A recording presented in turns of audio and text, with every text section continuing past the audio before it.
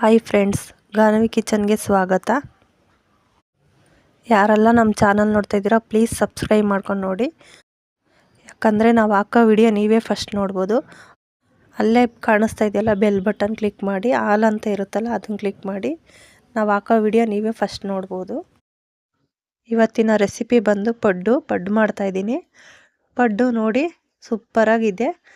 ನಾವು ಪಡ್ಡಿಗೆ ಅಂತ ಏನು ಹಸಿಟ್ಟು ರುಬ್ಬೋದು ಬೇಡ. ನಾವು ದೋಸೆ ಇಡ್ಲಿ ಮಾಡ್ತೀವಲ್ಲ ಅದರಲ್ಲಿ ಉಳಿದಿರುತ್ತಲ್ಲ ಆ ಹಸಿಟ್ಟಲ್ಲೇ ನಾವು ಪಡ್ಡು ಮಾಡ್ಬೋದು. ನೀವಿಲ್ಲಿ ನೋಡ್ತಾ ಇರ್ಬೋದು, ನೋಡಿ ಎಷ್ಟು ಚೆನ್ನಾಗಿ ಪಡ್ಡು ಬಂದೈತೆ ಅಂತ. ಬನ್ನಿ ಹೇಗೆ ಪಡ್ಡು ಮಾಡೋದು ಅಂತ ನೋಡೋಣ. ಹಂಗೆ ಪಡ್ಡಿಗೆ ಏನೇನು ಬೇಕು ಅಂತ ಹೇಳ್ತೀನಿ ನಾನು. ಪಡ್ಡಿಗೆ ಏನೇನು ಬೇಕು ನೋಡೋಣ ಬನ್ನಿ. ಅರ್ಧ ಕಪ್ ಈರುಳ್ಳಿ, 1 ಕಪ್ ಕ್ಯಾರೆಟ್ ತುರಿ, 1 ಸ್ಪೂನ್ ಉದ್ದಿನಬೇಳೆ, 1 ಸ್ಪೂನ್ ಕಡಲೆಬೇಳೆ, ರುಚಿಗೆ ತಕ್ಕಷ್ಟು ಉಪ್ಪು, ಸ್ವಲ್ಪ ಸಾಸಿವೆ, 2 ಮೆಣಸಿನ್ಕಾಯಿ, 1 ಕಡ್ಡಿ ಕರಿಬೇವಿನ ಸೊಪ್ಪು.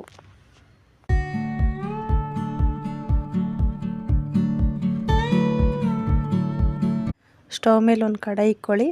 2 ಸ್ಪೂನ್ ಎಣ್ಣೆ ಹಾಕಿ, ಎಣ್ಣೆ ಬಿಸಿ ಆದಮೇಲೆ ಸ್ವಲ್ಪ ಸಾಸಿವೆ,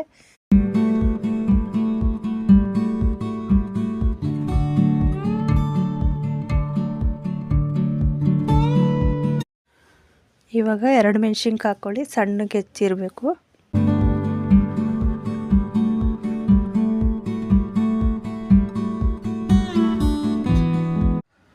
ಮೆಣಸಿನ್ಕಾಯಿ ಸ್ವಲ್ಪ ಫ್ರೈ ಆದಮೇಲೆ ಕಡಲೆಬೇಳೆ ಹಾಕ್ಕೊಳ್ಳಿ. ಕಡಲೆಬೇಳೆ ಸ್ವಲ್ಪ ಫ್ರೈ ಮಾಡ್ಕೊಳ್ಳಿ.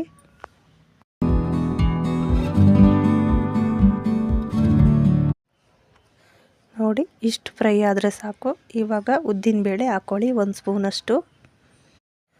ಉದ್ದಿನಬೇಳೆನೂ ಅಷ್ಟೇ ಸ್ವಲ್ಪ ಫ್ರೈ ಮಾಡ್ಕೊಳ್ಳಿ. ಸ್ವಲ್ಪ ಕಲರ್ ಚೇಂಜ್ ಆದರೆ ಸಾಕು.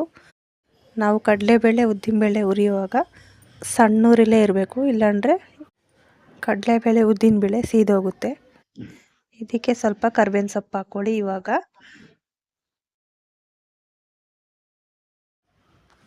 ಇವಾಗ ಅರ್ಧ ಕಪ್ ಈರುಳ್ಳಿ ಹಾಕ್ಕೊಳ್ಳಿ. ಈರುಳ್ಳಿನೂ ಅಷ್ಟೇ ಸ್ವಲ್ಪ ಕಲರ್ ಚೇಂಜ್ ಆಗೋವರೆಗೂ ಹುರಿಯಿರಿ. ಇವಾಗ ರುಚಿಗೆ ತಕ್ಕಷ್ಟು ಉಪ್ಪು ಹಾಕ್ಕೊಳ್ಳಿ.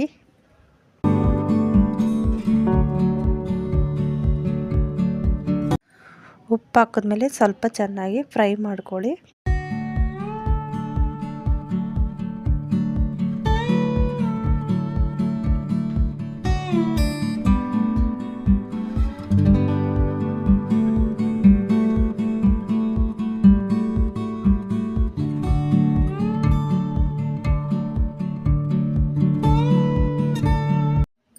ನೋಡಿ ಇಷ್ಟು ಫ್ರೈ ಆಗಿದ್ರೆ ಸಾಕು. ಇವಾಗ ನಾವು ಕ್ಯಾರೆಟ್ ರೆಡಿ ಮಾಡ್ಕೊಂಡಿದ್ದೀವಲ್ಲ, 1 ಕಪ್ ಕ್ಯಾರೆಟ್ ತುರಿ, ಅದನ್ನು ಹಾಕ್ಕೊಬೇಕು.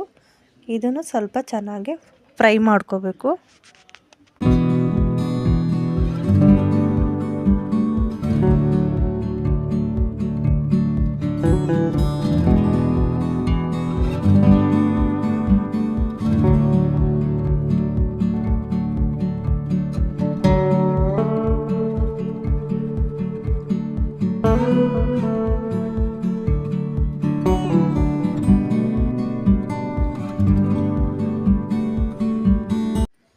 ನೋಡಿ ಇವಾಗ ಕ್ಯಾರೆಟು ಚೆನ್ನಾಗಿ ಬೆಂದಿದೆ. ಲಾಸ್ಟಲ್ಲಿ ಕೊತ್ತಂಬರಿ ಸೊಪ್ಪು ಹಾಕ್ಕೊಳ್ಳಿ. ಟೇಸ್ಟ್ ಅಂತೂ ತುಂಬ ಚೆನ್ನಾಗಿರುತ್ತೆ. ನಾವು ಇದೇ ಥರನೇ ದೋಸೆ, ಚಪಾತಿ, ರೊಟ್ಟಿ ಎಲ್ಲದಕ್ಕೂ ಮಾಡ್ಕೋಬೋದು. ಈ ಪಲ್ಯ ಅದಕ್ಕೂ ಸೂಟ್ ಆಗುತ್ತೆ, ಚೆನ್ನಾಗಿರುತ್ತೆ. ಇವಾಗ ರೆಡಿ ಆಯಿತು. ಸ್ವಲ್ಪ ತಣ್ಣಗಾಗಕ್ಕೆ ಬಿಟ್ಬಿಡಿ. ಇವಾಗ ತಣ್ಣಗಾಗಿದೆ. ನಾವು ದೋಸೆ ಹಿಟ್ಟು ತಗೊಂಡು ಅದಕ್ಕೆ ಇದನ್ನು ಮಿಕ್ಸ್ ಮಾಡ್ಕೊಬೇಕು.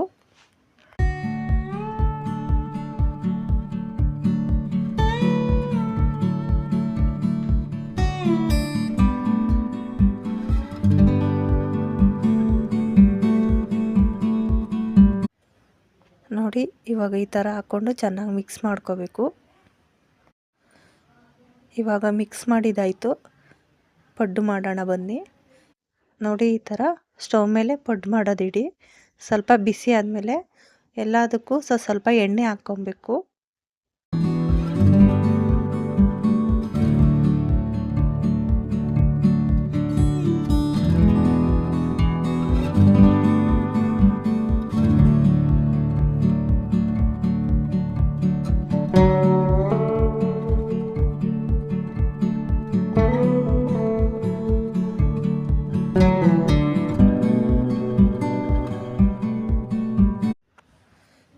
ಇವಾಗ ಎಲ್ಲದಕ್ಕೂ ಎಣ್ಣೆ ಹಾಕಿದ್ದಾಯಿತು. ನಾವೇನು ಮಿಕ್ಸ್ ಮಾಡಿದ್ದೀವಲ್ಲ ಹಸಿಟ್ಟು ಅದನ್ನು ಸ್ವಲ್ಪನೇ ಹಾಕ್ಕೊಬೇಕು.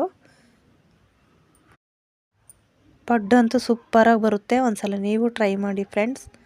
ಮಕ್ಕಳು ತುಂಬ ಇಷ್ಟಪಟ್ಟು ತಿಂತಾರೆ.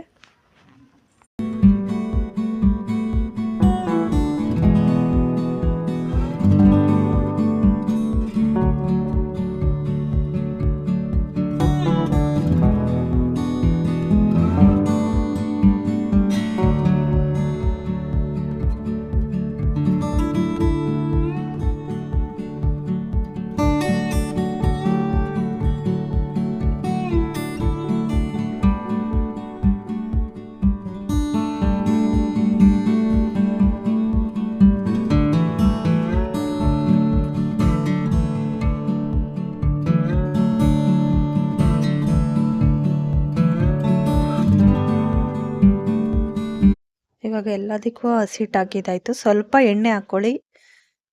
ಹಾಕ್ಬಿಟ್ಟು 1 ನಿಮಿಷ ಲಿಡ್ಡು ಕ್ಲೋಸ್ ಮಾಡಿ. ಇವಾಗ ಲಿಡ್ಡು ಓಪನ್ ಮಾಡಿ ಇನ್ನೊಂದು ಕಡೆ ಬೇಯಿಸ್ಕೋಬೇಕು. ಒಂದು ಕಡೆ ಆಗಿದೆ, ಇನ್ನೊಂದು ಕಡೆನೂ 1 ನಿಮಿಷ ಬೇಯಿಸ್ಕೊಳ್ಳಿ ಸಾಕು. ನೋಡಿ ಎಷ್ಟು ನೀಟಾಗಿ, ಒಂದು ಚೂರು ಕಚ್ಕೋತಾ ಇಲ್ಲ, ಎಷ್ಟು ನೀಟಾಗಿ ಬರ್ತೈತೆ. ತಿನ್ನೋಕ್ಕೂ ಅಷ್ಟೇ ಸೂಪರಾಗಿರುತ್ತೆ.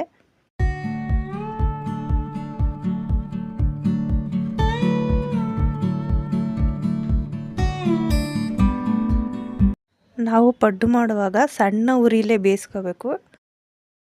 ಇಲ್ಲ ಅಂದರೆ ಒಳಗೆ ಸರಿಯಾಗಿ ಬೆಂದಿರಲ್ಲ, ಮೇಲೆ ಮಾತ್ರ ಸೀದಾಗಿರೋ ಥರ ಆಗುತ್ತೆ. ಅದಕ್ಕೆ ಸಣ್ಣ ಉರಿಲೇ ಬೇಯಿಸ್ಕೊಳ್ಳಿ ಎರಡೂ ಕಡೆನೂ. ಆವಾಗ ಒಳಗಡೆನೂ ತುಂಬ ಚೆನ್ನಾಗಿ ಬೆಂದಿರುತ್ತೆ. ಫ್ರೆಂಡ್ಸ್, ಪಡ್ಡುಗೆ ಕಾಯಿ ಚಟ್ನಿ ತುಂಬ ಚೆನ್ನಾಗಿರುತ್ತೆ.